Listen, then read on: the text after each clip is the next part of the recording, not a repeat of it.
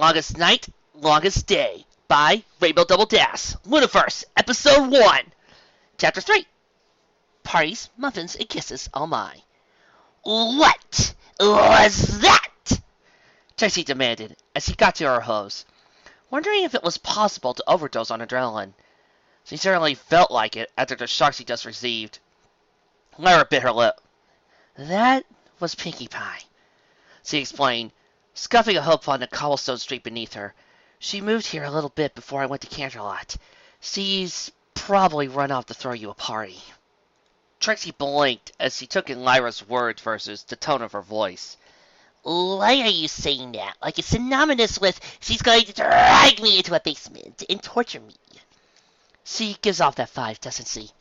Lyra asked, stepping forward and putting a hoof on Trixie's shoulder, as though bracing the other unicorn for bad news. It'll be a surprise party. Probably when you least expect it. If you do see it, though, coming, don't run. She'll just follow you and drag you there.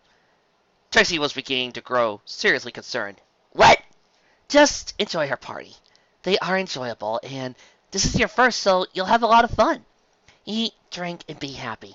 But for the love of Luna, do not mention any reason for her to throw you another party, because she will. And then another, and another, and another, and you see where this is going? The new representative of the Night Court raised an eyebrow.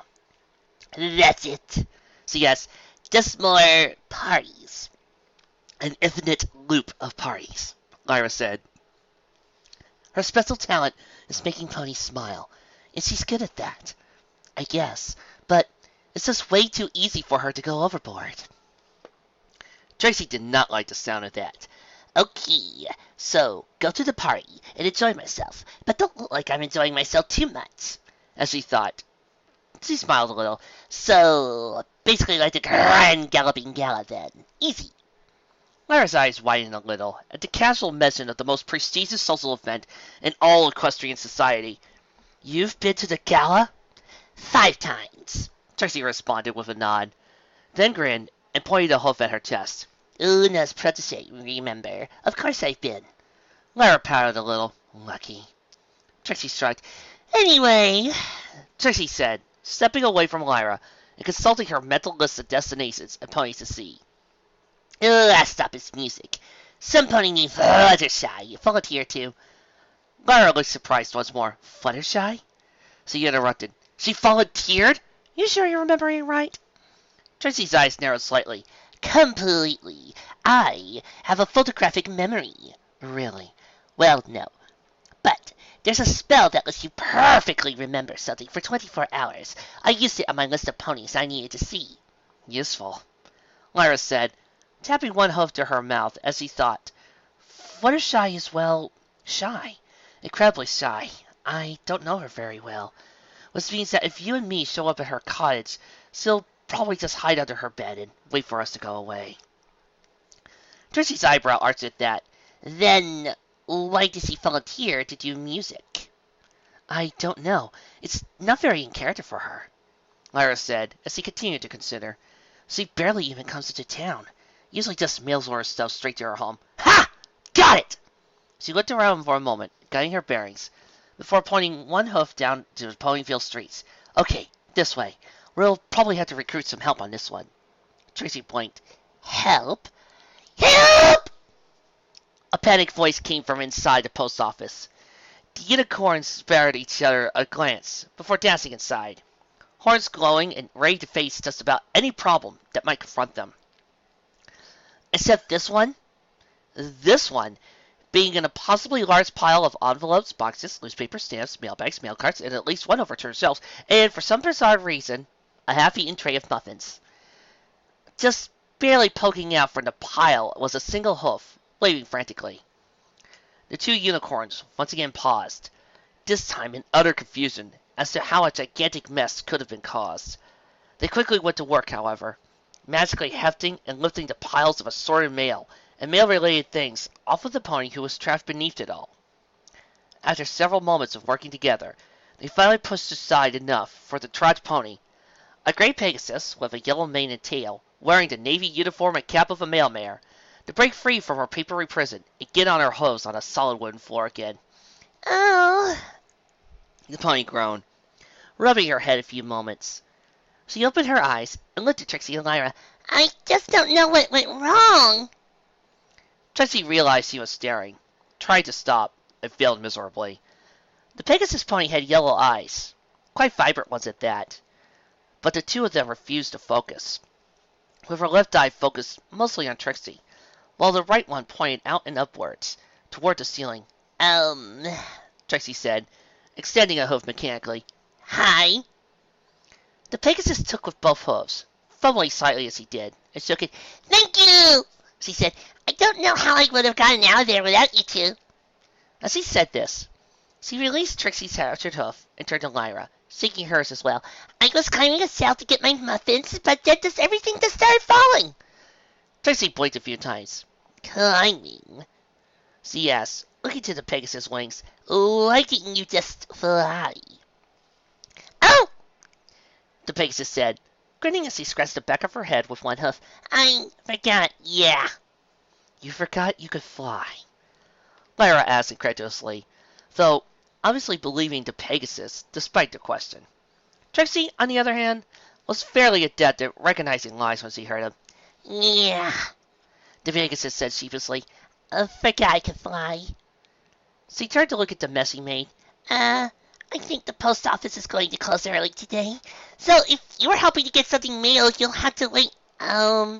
She turned to look at the two mares. Lyra Heartstrings. The mint green unicorn introduced herself. And this is Trixie. And no, we weren't here to have anything mailed. We were actually hoping to speak with the mail pony who makes deliveries to a cottage on the edge of Everfree Forest. Fluttershy's? The Pegasus asked. At a coming furry nod, she tapped her chest. That would be me. Oh, I just see you. Great, Lyra exclaimed, turning to Trixie. Like I said, Fluttershy would probably hide under a bed if too many ponies showed up at her doorstep. So, it should just be you and Ditsy-Doo here who go and see her. Trixie raised an eyebrow at that. Are you ditching me? She asked. Lyra opened her mouth to a jet, thought better of it, then instead nodded. Yes, she confirmed. I have some things I need to do. I'll meet you back at your place later. Lyra didn't wait for confirmation before leaving the post office. A noticeable sprang to her step and swing to her haunches as he did. Trixie wasn't sure how she felt about the green unicorn leaving, but her contemplations on the matter were interrupted as she noticed a pair of yellow eyes focused on her.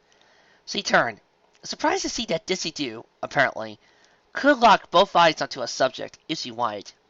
Ditsy thought. I don't think I've seen you in town before, and I thought I knew every pony. You didn't know Lyra, Trixie pointed out. I didn't know the face, the Pegasus corrected, turning around, one eye lingering on Trixie for slightly longer than the other as they became walled once more, beginning to dig through the pile of letters she had previously been trapped underneath, searching unerringly despite the other chaos. After a few moments, she held up an envelope, stabbed with the Magic Academy sizzle. Lyra Heartstrings, 12 Hasty Lane. Moved away 3 years ago to attend the Luna School of Magic on a music scholarship, just before I started my job here. I've been delivering her mail to her parents' house because she never got a new mailing address. Ditsy-Doo's eyes both narrowed at that. I hate it when ponies do that. Trixie blinked a few times. You know all that, she asked. How? I need her mail. Trixie stared. Kidding!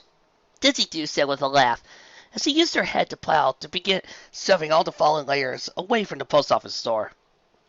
I talk to her parents when I'm on my route sometimes.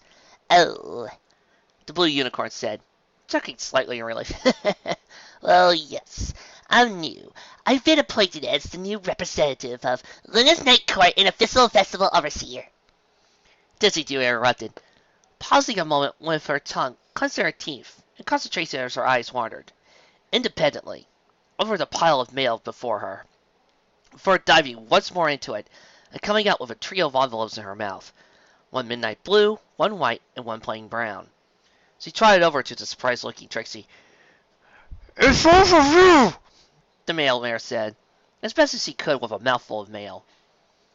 Trixie paused a moment before grasping the envelopes with her magic and looking them over. The midnight blue envelope was from Princess Luna. It bore the royal seal proudly on its back. The brown envelope also bore the royal seal. It claimed to be from Luna. But, given the color of the envelope, it was far more likely it was from some pony who had been delegated the task of sending it in Luna's name. The final envelope bore no seal at all, instead being simply addressed to her in elegant flowing script, most likely a unicorn's writing, as Earth ponies and Pegasi, lacking telekinetic magic, rarely had the mouth and tongue dexterity necessary to write Equestrian with such elegance. How did you... Trixie began, looking back to Ditsy Doo. The Pegasus tried, pointing at the two from Canterlot. Those two arrived just a few hours ago. Her hoof moved to the white envelope. And that one's been sitting here for weeks, waiting for you. It's from the last representative.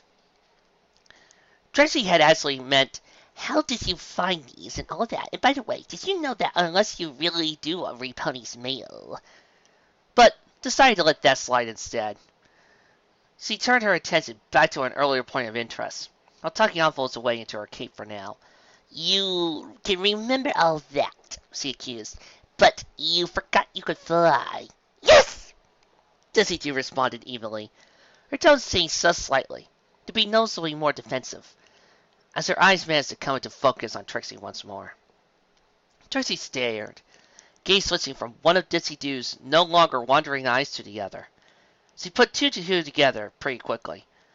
Wandering eyes could make even walking around a chore. Never mind attempting to move in 3 dimensions, even just to get muffins on the top of a shelf. After a few moments, Trixie nodded. Okay. Ditsy Doo's smile returned at that, this time looking grateful. Okay, she echoed. Just give me a few minutes to clean this place up, and then we'll go to Fluttershy's. I think it's going to take more than a few minutes, Trixie observed, although even as she did, she found herself stepping forward a few paces, horn glowing, and lifting up a huge pile of letters, and separating out them for Ditsy Doo to look over. Maybe a little, the gray-colored Pegasus conceded, as she used her hoof to slide a tray of muffins along the floor and over to in front of Trixie. Nothing? Not unless you've got one with peanut butter, hay, and pumpernickel seeds, Ditsy Doo asked, pointing to one hoof with an absent-mindedly, as he collected the levitated letters and began sorting them. Trixie nearly dropped them all onto the Pegasus, as he stared at a muffin that she thought that any other pony would consider absolutely inedible. She had to practically threaten the Chess family back in Canterlot to get him to make them for her, and yet, here one was, sitting next to an otherwise normal blueberry muffin. Okay, guys, we've been doing this show for over a year now. I have to ask, anybody who watches my show that comes from New Orleans, is this a thing with you guys? Is this a thing with you guys in New Orleans? To mix weird and random ingredients into one single food? Because I would still totally eat this. I'm just curious if this is a thing with you guys, because if so, I'm coming over to New Orleans! Trixie decided that she and Ditsy Doo were going to be best friends.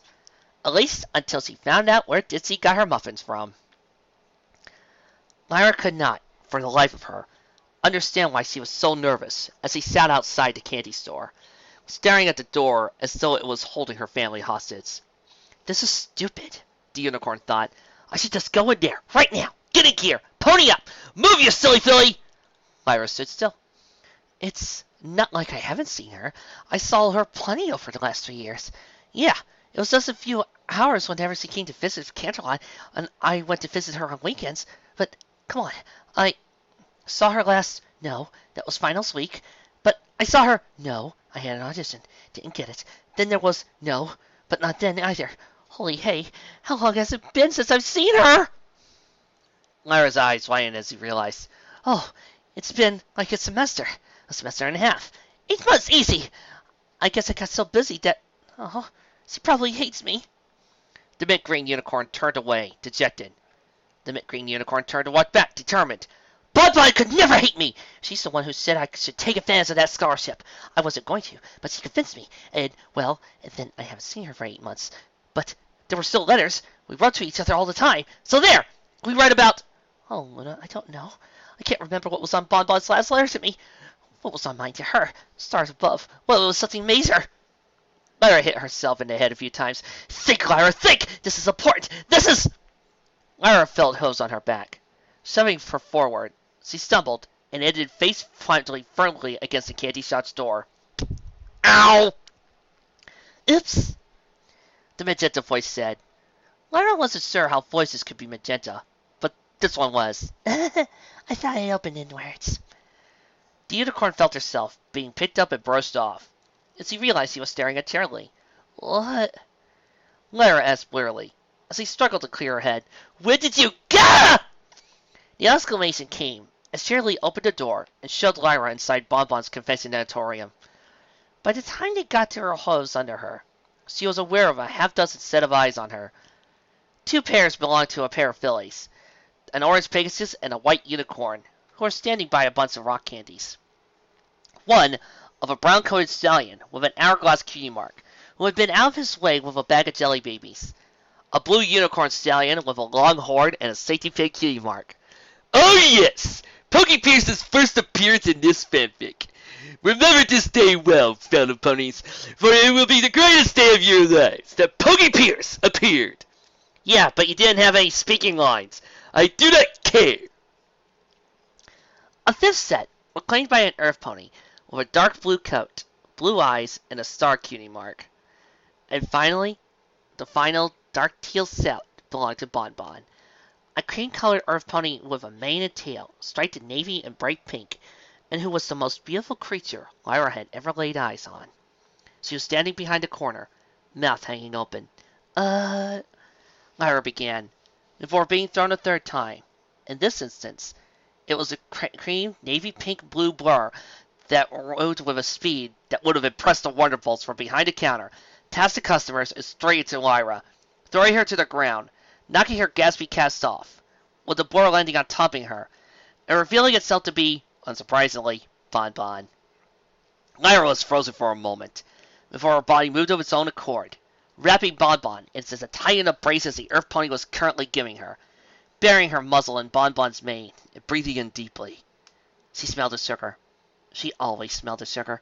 She was a candy maker, after all. The smell was subtle, not overpowering. A faint background scent that brought with it thousands of memories of the two growing up together in Ponyville. Best friends as fillies. Something so much more as they grew older. It was the sweetest smell in Equestria.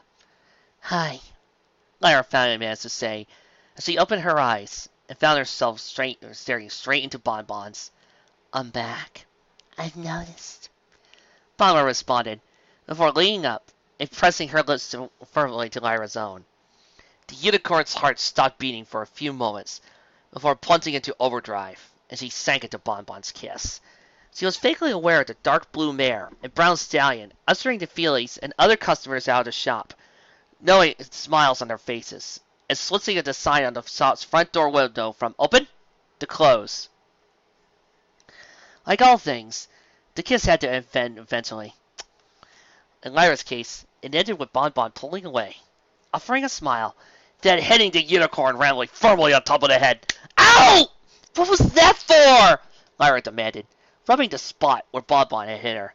Because, Bonbon explained, as he put her close on Lyra's burrow and forced her firmly onto the floor, laying down and touching muzzles. You haven't written me in more than 6 weeks. Oh, Lyra said, and looked away. I'm sorry, I lost track of time. These last few weeks have been... You're not sorry, Bonbon accused, before a grin split her features, and she gave Lyra a peck on the nose.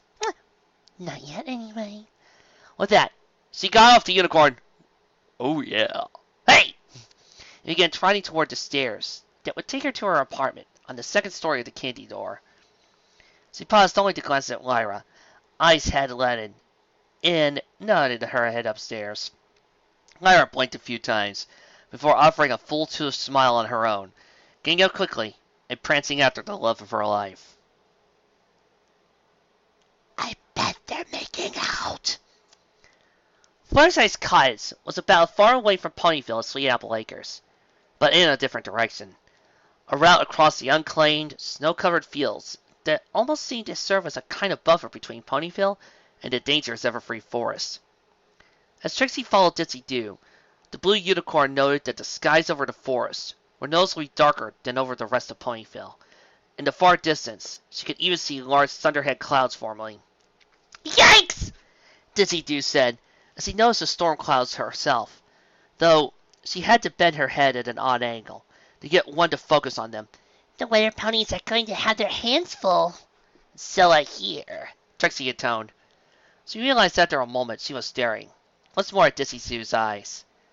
Then, the Pegasus was staring back. Caught in the act, Trixie felt her face heating up in embarrassment as she quickly looked away. I'm sorry, she began. Go on and say it, the mayor interrupted, her tone insistent and surprisingly patient rather than bitter. Your eyes are crooked, and I don't know what one's supposed to be looking at when I'm talking to you, which is really awkward because you seem nice and there's definitely nothing wrong with you, but it's just awkward for me, and it has to be if you mean anything other perfectly normal and remember across your society. I mean, you do have to cover all and all, plus you gave me that muffin, and Trixie trailed out there, catching her breath and looking more away, focusing intently on that dirt path beneath her hooves. Dizzy Doo blinked a few times at the rapid pace of Trixie's exclamation. Feel better? She asked. Trixie didn't want to answer. She used her magic to turn up her collar on her cape, hiding her face from Dizzy Doo's. Frankly, she was surprised at her own actions. Back in Canterlot, she would have no problem in keeping her thoughts on Dizzy Doo's wandering eyes in check. She chalked it up to the day not going well. Conflict at the apples, oncoming storm from Everfree, being assaulted by Rarity, being scared witless by Pinkie Pie, and threatened to be put into a perpetual party loop, and with a very distinct feeling that somewhere in Canterlot right now was a midnight blue alicorn princess with a knowing grin on her face, as she watched Trixie suffer using a crystal ball, or mirror, or pool of water, or telescope or something. For her part, Dizzy Doo let Trixie stew, which was exactly what the unicorn wanted to do. She only broke out of it after half an hour later, tapping Trixie on the shoulder to indicate they had arrived at a thatched hoof, picturesque cottage near the Everfree forest, surrounded by small, hoof-crafted animal homes, and even a chicken coop. Fluttershy, Dizzy Doo said, as the two trotted up to the front door. We'll have to go easy on her, the Pegasus explained in a soft voice. Let me do the talking. If she hides under something, just let her stay there until she wants to come out on her own. Trixie blinked. And if she hides under something? She echoed. Dizzy Doo nodded as he reached the door, taking in a deep breath. The Pegasus knocked softly on it 3 times. From inside, Trixie heard a panic, high-pitched and then the door of several things being knocked over and hooves pounding on wood, retreating from the door. To her surprise, she also heard another voice, this one somewhat scratchy. Oh, no, Fluttershy, it's just probably just... Ah! The voice said, with surprising intensity, at least compared to the volume Trixie had been expecting. The sound of angry hoof stomps began to approach the door. Oh, she said, I guess that Fluttershy has... The door flew open, and Trixie found herself staring at the cyan-colored Pegasus, with the most vibrant mane she had ever seen on a pony. It was literally all the colors of the rainbow. The hot ones on the top of her head, and the cooler ones running down her neck. Her tail was similarly polychromatic, and on either flank was a key mark of a white fluffy cloud with a rainbow-hued lightning bolt arcing from it. Okay, what gives? The Pegasus demanded. Dizzy Doo pointed at Trixie. Rainbow Dash, this is Trixie. She turned to Trixie. Trixie, this is Rainbow Dash. Chapter 4. Potent Particles. Rainbow Dash, Trixie asked, looking the Pegasus mirror over. Rainbow's own eyes copied the movements as she took in Trixie's appearance. Yeah, the Pegasus answered. And who are you supposed to be? She looked down at Trixie and Dizzy Doo. Oh, and which one of you scared Fluttershy? Dizzy Doo waved her hoof a little. Didn't mean to. The gray-coated Pegasus apologized. Is she okay? Rainbow Dash stepped to one side, pointing to Fluttershy's home. It was decorated beautifully, adorned with all sorts of odds and ends that gave it a very homely, cozy appearance. However, a table and everything had been on it were knocked over, along with a vase of flowers, sitting near the stairs to the cottage's second floor. Does she look okay? Rainbow Dash demanded. Way to go, Derpy! Dizzy Dew grimaced slightly at Rainbow Dash's accusation and name-calling. Trixie felt a surprising amount of furor rising in her chest over that. "Hey!" she exclaimed, stretching forward and placing her face right up to the Pegasus's own. "Leave Dizzy Dew alone!" The Cyan Pegasus' eyes widened a little at Trixie's words, as though they had jogged a memory for her. After several moments of staring, she took her in, clearing it. "Who are you?" she demanded. "Trixie!" The unicorn introduced herself. "Representative Trixie at the Night Court of Luna. I'm also here for the longest night festival, Overseer. I also need to speak with Fluttershy about the music she volunteered to handle." Rainbow Dash bristled a little at that, in a mixture of defensiveness and embarrassment. "She's doing just fine," the pony proclaimed. "All right, but I need to talk to her." "No, "No." no!" Rainbow Dash repeated firmly. "Not now. Come back later." The Pegasus made to close the door, but Trixie blinked. Each of its hinges were wrapped in a blue magical aura, holding the door firmly open. "Why?" Trixie demanded. Rainbow Dash stared. "What?" "Why should I come back later?" Trixie clarified. "I'm here now. Fluttershy's here now. Provided she hasn't run out a back door or something." "Hey! Lay off Fluttershy! You don't even know her!" "True enough," Trixie admitted as she grinned. "But I do know that of the 4 ponies at this house, you're the only one who isn't supposed to be here." She dabbed a hoof back at Ponyville. "You're the Weather Patrol manager, right? Your team is wondering where you've gone, particularly threatening to quit." Rainbow Dash grunted and pointing at the sky. "If those lazy bums can't handle even a few cirrus clouds, they shouldn't be calling themselves Pegasi!" "Not those," Trixie continued, pointing past Fluttershy's house and into the darkening skies over Everfree. "That. There's a huge storm brewing over the Everfree, and Raindrops said that." "Raindrops?" Rainbow Dash asked, then threw her back and laughed. "Ha ha ha! Raindrops worries about every little stray cumulus because of how slow a flyer she is, and no pony should be worrying about that Everfree storm. It's nothing I can't handle." Trixie blinked. "By yourself?" Yeah," Rainbow Dash proclaimed, so the answer should have been obvious. "I'd love to see you try and back that up." The Pegasus opened her mouth, as though to claim she would, and right now at that, but stopped halfway and grimaced. "Look, I'm weather manager, and I know what I'm doing. If that storm becomes a problem, I'll deal with it. But right now, I can't leave Fluttershy hanging, so if you'll just go away and take Derpy here with you." Trixie's eyes narrowed, and her horn glowed dangerously. "Don't say that again," she threatened. Rainbow Dash grinned, and how Trixie seemed to be taking the names worse than the pony was directed at. She opened her mouth, but before she could say anything, Dizzy Dew interposed herself between the weather manager and the night court representative, taking turns to glare at each of them. Eyes focused and wings spread wide. "Stop!" she said, her voice firm, like a mother scolding children who are misbehaving themselves. "Now!" Trixie glared past Dizzy Dew, at Rainbow Dash, who matched her stare unpleasantly. Neither of them, however, made any move to continue their argument. After a few moments, the Gray Pegasus turned to Rainbow Dash. "I've known Fluttershy since he's moved here," she said, "nearly as long as you, so I'm going to see my friend." Rainbow Dash shook her head, apparently to have genuine concern for the pony, who was now even cowering upstairs somewhere. "No, not right now. She's really nervous and—" "Rainbow Dash, get out of my way."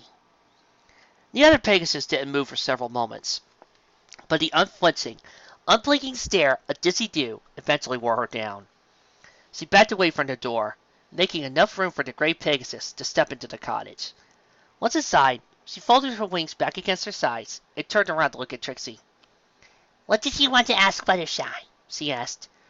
"Just how the music preparations are coming along," Trixie asked, making a point of not looking at Rainbow Dash, even preferably. "Although now, I'm kind of curious how she could be friends with a stuck-up—" "No!" Dizzy Dew ordered, with a surprising firmness, jabbing a hoof at Trixie, subtly enough to make the unicorn stumble backwards a few steps. After a few moments, she turned around and trotted away, heading upstairs, although she spared a final glance at the other 2 ponies. She didn't speak, but the glare's meaning was obvious. Play nice, or I will ground you for a month. Trixie wasn't certain why such a look had an effect on her, but it did. Silence lingered between the Pegasus and Unicorn that Ditsy Doo left behind for some time. Eventually, however, Rainbow Dash glanced at Trixie, looking her over again. Nice hat, she intoned, smirking.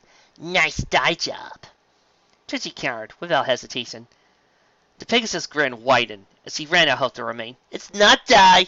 It's all natural. Trixie seethed, but didn't rise to the bait, as he chose to focus on the ground under her hose, and not the grin of triumph she knew was on Rainbow Dash's face. Instead, she ran through a list of things she hated about today. Previously, the Apple Clan had been topping that list, but Rainbow Dash had managed to shoot past all the competition and settle into an easy first place. Yay. After an eternity of silence, the sound of hostess from the floor above them signaled Ditsy Doo's return. The gray Pegasus tried down the cottage stairs and up to Trixie, sad look on her face, eyes once again having wandered apart. Fluttershy isn't going to be able to do the music this year, she said sadly. Rainbow Dash taught her into volunteering, but now she's too frightened of being in front of so many ponies. Rainbow's been trying to convince her not to be worried, but Fluttershy's mind seems to be made up. Rainbow Dash grumbled under her breath as she sat back on her haunches, crossing her hose in front of her. I bet I would have been able to if you had frightened her! She seemed pretty determined, Ditsy Doo said, then considered her words. Or relatively, anyway. Trixie was wide-eyed, mouth hanging open slightly. Blinking only slowly, she took in what Ditsy Doo had said. What? She asked. No, it's only 2 days until the festival. She said she handled the music, volunteered, filled out the paperwork. Actually, that was mostly me. Rainbow Dash admitted sheepishly. Trixie's eyes somehow managed to open, even wider as she turned her gaze slowly to the silent Pegasus, whose expression had changed to one of embarrassment. I mean, you should hear her sing. And she's really good with animals. And I've even seen her arrange a bird course. I suggested that she should volunteer and get her birds to help. She says she'd love to. I thought it was maybe a chance to get her to open up. But Dizzy got cold hooves a few days ago. Trixie's mouth opened and shut of her own accord a few times, before words managed to come out. I'm going upstairs, she said, taking a step forward. Instantly, her path was blocked by a pair of Pegasi, wings spread defensively. No, I don't think so. Trixie looked between the two. But it's the longest night! Trixie exclaimed. The halfway point of winter. We don't have music arranged for when the princess arrives to raise the moon. The catering is going to be awful, and then there's that storm coming. Are you still on about that? Rainbow Dash asked. And I'm going to get blamed for this! Trixie exclaimed, stepping forward again, well, only to get close to the 2 Pegasi, as he looked between the two. This was my big chance to show Luna I can handle her responsibility, and everything is heading straight into the sun! Well, deal, Rainbow Dash said. Ditsy Doo rolled her eyes at Rainbow Dash's advice, before turning back to Trixie. I'm sorry, she said. I really am. But Fluttershy is just too delicate. Even if you convinced her somehow, she'd probably freeze on stage on the longest night anyway. Rainbow Dash saw Ditsy Doo a glare at that, but the Pegasus only shrugged, and after a moment, Rainbow Dash sighed and nodded in confirmation. Trixie's head snapped between the two a few more times, before she let out a low groan of frustration. Fine! She spat, turning around and stomping out the door, making a point of letting the anger she felt rise visibly to the surface, projecting the perfect image of a pony that no pony wanted to be in 100 feet of if they could help it. As expected, Ditsy Doo didn't follow her. Indeed, the 2 Pegasi soon closed the door to Fluttershy's cottage. Once it was shut, Trixie stopped her angry pace, eyes narrow as her horn glowed beneath her hat, casting a spell that was almost as familiar to her as basic unicorn telekinesis. Her color and form seemed to simply bleed out of reality, becoming nothing more than an odd smudge on the air. And soon afterwards, not even that, as her invisibility spell wrapped itself firmly around her body, hat, and cape. A second, familiarly simple spell encircled each of her hooves. She pressed in place on the dirt path, beneath her a few times to confirm her silencing spell had taken effect, right before making a beeline straight for Fluttershy's cottage. The closed door presented a little deterrent, as it hadn't been locked by either Pegasus, and Trixie opened, passed through, and closed it before any pony inside the house could notice. She saw Rainbow Dash in Fluttershy's kitchen, brewing up tea, and helping herself to a rather ample cookie supply, while Dizzy Dew wasn't in sight, probably having gone up to the second floor. Trixie grimaced as she began to climb the stairs. Slowly, carefully, despite the sound-dampening spell that extended within a 6-inch radius around each hoof, and in just a few moments, she was thus upstairs, making her way down a hall and into a room with a door wide open, where the soft voices could be heard conversing. Okay, Fluttershy, Dizzy Dew said, as Trixie entered the room. Fluttershy's bedroom was decorated, much like the rest of her house, dominated by a bed with a green, thick comforter. Laying on top of the bed was a yellow Pegasus with a pink, thick, long mane, staring intently at her own hooves, and seeming like she was trying to hide her face in it. Her cutie mark was a trio of pink butterflies. Sitting opposite on the bed was Dizzy Dew, both eyes focused forward. Okay. Fluttershy stuttered. Her voice was amazingly soft. Trixie had to lean in to hear it. Yeah. Dizzy said, leaning forward cautiously and gently nuzzling the yellow Pegasus. She flinched initially, but after a moment leaned into the friendly side of affection. It was really brave of you to even volunteer. Oh, I don't know. Fluttershy toned. It was Rainbow Dash's idea. I never would have been able to try even without her, and I only did it because I never thought I'd actually get the position. Well, you did, Dizzy Dew said as he pulled away. It was a really big step forward. Fluttershy looked up at Dizzy Dew, and Trixie took a step back. Her eyes, Fluttershy's large, teal eyes, strained red from tears. It doesn't feel like one, she said. Oh, and then Trixie sounded so mad. I made a mess of things. I never should have let Rainbow Dash talk me into even trying. But she seemed so sure I could do it. I didn't want to let her down. But now I have. Trixie did not, by any stretch of the imagination, consider herself an affectionate pony. It nevertheless took every ounce of willpower she had to not leap atop the bed and give Fluttershy a warm, tight hug. I already am. This is why I own so many plushies. She looked like she needed one. Then again, she had flinched from even a gentle nuzzle. She wasn't certain Fluttershy would be able to survive an outright show of affection. Unicorn Pony also wanted to let out an annoyed sigh, but practice at sneaking around held that in check as well. She'd come up here with the intention of decloaking herself, where there was nothing Dizzy Dew or Rainbow Dash could do to stop her from seeing Fluttershy, and demand that the pony perform at the Longest Night Festival. But what she seen in a few seconds of observing Fluttershy made it painfully obvious she was never going to be able to perform on stage, no matter what Trixie either threatened to do to her or offered to bribe with. The blue unicorn instead turned around and made her way for Fluttershy's cottage, out into the waning winter day. Trixie, are you sick of apples? Luna said. Me too, Princess. Yes, but you see, Trixie, it was your job to make sure that catering went smoothly. Now, because of you, I'm going to destroy the Apple Trust and outlaw apples across Equestria. Any pony caught eating one will be hanged, drawn, and quartered. I'm good with that, Trixie said, beginning to seek out an apple. But do you really want to go outside in this? Luna looked outside at the massive snow, rain, wind, thunder, lightning, ice, and acid storm that was even now destroying Ponyville. I am an alicorn. I can deal, Luna remarked, opening the door to the town hall and trotting outside. Immediately, she began melting, freezing, and being flayed. Dramatic music probably should have been playing, but it was completely, notably absent.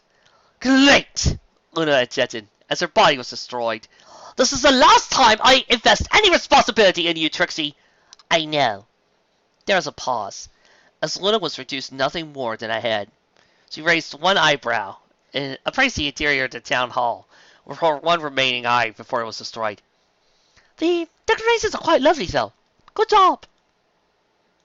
Trixie snickered at her own morbid fantasy as she made her way through Ponyville streets, looking for the building that would be serving as her home while she was living in the town. It wasn't particularly hard to find, being located near the center and bordering the cobblestone plaza that surrounded the town hall. It was a two-story thatched roof house, distinguishable from the other residences in Ponyville, only because it was surrounded by short iron fences, only about chest high, and a small garden currently buried under the snow, as well as a hanging sign outside the front gate that read, "Residency of the Representative of the Night Court of Luna," the words printed over the equestrian coat of arms. After the hectic day of disappointment, shocks, and nearly being trapped outside at noon, she was severely hoping that the pantry of her new home was fully stocked, or at least contained a decent supply of potent portables. She tried inside with eyes half-lidded, finding the door unlocked and the house inside dark. She hung her hat on just inside the door, but kept her cape on. The house was probably cold, and wanted to continue benefiting from the warming enchantment woven into her cape until she could get a fire going. Ugh! The unicorn groaned as she made her way towards the door that, if she were designing this house, would contain the living room. "Where's that light? Gah!" Suddenly, someone had turned on the gas lights in the room she had wandered into, and Trixie found herself surrounded by ponies of every shape, hue, and tribe, all of them who took the opportunity to shout "Surprise!" at the top of their lungs. Trixie all but leapt from her coat at the sight, and nearly stumbled onto the floor, as a certain vibrantly pink pony was suddenly standing right in front of her. "Surprise!" Piggy exclaimed. "I'm Pinkie Pie, and I threw this party just for you! Were you surprised? Were you? Trixie stared at the wide grin, the manic look. It was, for some reason, far too easy to imagine this pony doing horrible things to her.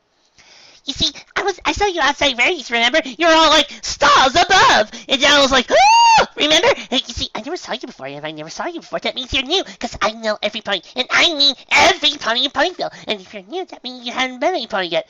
I've met a few ponies, actually." Trixie interrupted, as she picked herself up and started looking for something that would destroy her liver in short order. Piggy didn't slow down, or acknowledge the interrupted, and followed Trixie as she walked. "And if you haven't met any pony yet, then you mustn't have any friends. If you don't have any friends, then you must be lonely, and that made me so sad. And I had an idea. That's why I went, 'Ah! I'll just throw a great big sign over super duper spectacular welcome party and invite every pony in Ponyville. See? And now you have lots and lots of friends.'" Trixie had found a table laden with glasses and bottles that contained vibrant warnings about their contents. Taking a few labels, she chose the one with the largest number on it, and began pouring it into a glass, while turning to regard Pinkie Pie in the party. "Every pony in Ponyville?" Piggy's head bobbed up and down, as Trixie finished pouring and took a swig of what she poured for herself. It burned pleasantly on her way down her throat. "There's maybe 24 ponies here." Pinkie Pie didn't deflate at all for Trixie's remark. "A pony is still a pony, even if every pony doesn't show up," she exclaimed, bouncing happily in circles around Trixie. "Besides, I don't think your house could fit every pony, and not that I might want to try, and there's still plenty of ponies here!" She smiled as he dragged several into a group hug, but they went along surprisingly easily. The mugs of something foaming held in their hose may have something to do with it. Trixie blinked a few times, remembering Lyra's advice about Pinkie Pie's parties. The pink pony was genuinely enthused and seemed intent on making this Trixie's best night ever. And she just had an awful day, and could use any excuse just to forget it. Tomorrow might be worse, after all. What with having to find a new music venue on such short notice, not to mention that meeting with Rarity. Ugh. The blue unicorn drained what remained of her drink in one fell swoop, and began pouring herself a new glass. As he did, an all-earth pony salute came to mind. "Eat, drink, and be merry, for tomorrow we die."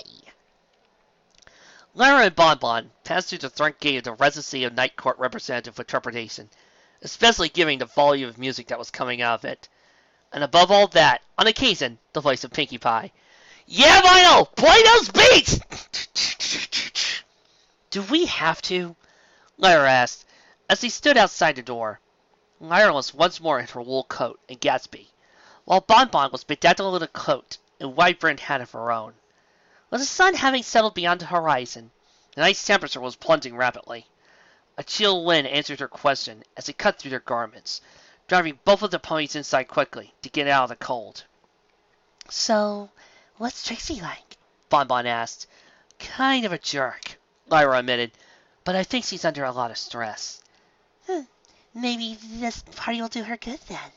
Bonbon observed, as the two shook their hats and cloaks, leaving them in a pile that had been formed near the front door. Several ponies had escaped from where the main party seemed to be going on.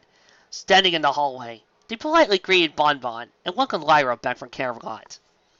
But we have to be in the same house as Pinkie Pie, Lyra interjected. Hush! She's easily my best customer. Bonbon responded, gently knocking her flank against Lyra's own. The unicorn put on a subtly mollified-looking face as the two ponies approached the main room. Before they could enter, however, a certain blue unicorn in a purple cape came stumbling out. No fewer than 3 different glasses, each containing liquids of different color, grasped in her telekinetic aura. Lyra and Bonbon froze as Trixie's violet eyes looked in their direction. They were glazed over, but came swiftly into focus as he saw Lyra. Heartstrings! She exclaimed. Something seemed off about her voice, and not simply the slur it picked up from the concoctions held in each vessel she carried. Y'all made it. You all? Lyra echoed, as Trixie stumbled forward and gave Lyra a big hug, which the mint-green unicorn returned, if only to increase her chances of ending it quickly. As it did, Trixie turned to Bonbon. Yo! Trixie exclaimed, then paused, eyes squinting a little as he stared at Bonbon. I'm afraid I'll have yet not the pleasure. Lyra blinked a few times, realizing the problem with Trixie's voice. Her accent changed, not quite to the country drawl that was common to rural parts of Equestria, but similar. The canterlot led to her accent had completely disappeared. Trixie? Trixie! The unicorn asked incredulously, looking insulted. She put her hip to her chest. I'm wounded. I never thought we were on better terms, mon ami heartstrings. S'appelle Lunaverse! Lyra's eyes grew larger than any plate found outside the Griffin Kingdoms at that demand. Lulamoon, oui! Trixie drew Lyra into a deep hug again, as Bonbon stared with a mixture of confusion and mirth. I'm so glad you're here, heartstrings. Come on, come on, come on. You all have to see this. She stumbled away and backed into the main party room. Bonbon blinked a few times, then looked at Lyra. She seems very friendly, Their pony remarked. I don't know what you were worried about. Lyra was actually growing quite a bit beyond worry, as she and Bonbon made their way into the living room, where the music was loud and the ponies were dancing or recovering from long dancing sessions, or just talking to each other. A pink blur moved between them all, making sure that neither glass nor mug remained empty for very long. Once inside, Trixie took them both by the hoof and dragged them over to a wall, on which a beautiful, stylized mural had been painted. Regardez! Look! Trixie said, jabbing a hoof at the painting. It's the story of, well, I don't know what to say her name in polite company. Heartstrings, you know. Lyra blinked, inspecting the mural. Well done at gentle, storybook quality, and ending with Luna standing triumphant, sun and moon balanced on either wing. The mural quickly depicted the victory in the fall of Celestia, the former alicorn princess and Luna's elder sister, and her transformation into the fiery, wrathful, greedy mare known as Corona, followed by the epic battle between Luna and Corona for the fate of Equestria. It featured Luna's victory prominently, but Lyra, nevertheless, felt a shiver go down her spine at the sight, even in storybook fashion, of the alicorn that this day was trapped inside the sun. Trixie nodded as Lyra looked over the mural, a wide grin on her face. The story of Corona, she said, forgetting her earlier concern. Something like this is in every royal appointment in Equestria, mon ami. It reminds us to do our jobs and such. Trixie drained one of the glasses she held, then turned to Lyra and Bonbon. Oh, you know what Corona said. Just before Princess Luna trapped her in the sun. She stabbed a hole to her staff, and so stabbed. Ah! The unicorn laughed at her joke, and drained her second glass, but quickly noticed the mortified looks on the faces of Lyra and Bonbon. Ne me recordez pas comme ça! Siri exclaimed, stomping forward and standing a hoof to Lyra's left. C'est une bombe! You're supposed to enjoy yourselves! Lyra stared, having a very, very difficult time reconciling with the pony in front of her, and straining her final glass, with the pony she had left earlier in the day. Are you alright? She asked. Trixie glared at Lyra, before her gaze softened noticeably as she stumbled forward, tapping Lyra on the nose. Yeah, no, she said. You are very cute for a musician. Because you are a musician. Whatever. She's taken. Bonbon said quickly, stepping forward defensively between Trixie and Lyra. Trixie regarded her and beamed. Ne vous m'écoutez pas! You're very cute too. She stumbled a little as Pinkie Pie arrived and refilled her drinks. Trixie looked to the earth pony and smiled wildly. Oh, Pinkie Pie, you're cute too, and an annoying sort of way. Thanks! Pinkie Pie exclaimed. Trixie laughed. Every pony's cute, she exclaimed as she began walking, stumbling toward the nearest table and climbing it.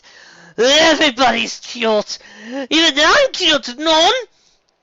Trixie stood atop a table, rearing up on her hind legs and throwing her forelegs wide, telekinesis seizing her cape and causing it to billow as in a strong wind. What a people! I am stunning! Babylon FN 5 reference for the win. What? With that, the unicorn collapsed, falling from the table onto the floor, grin never leaving her face.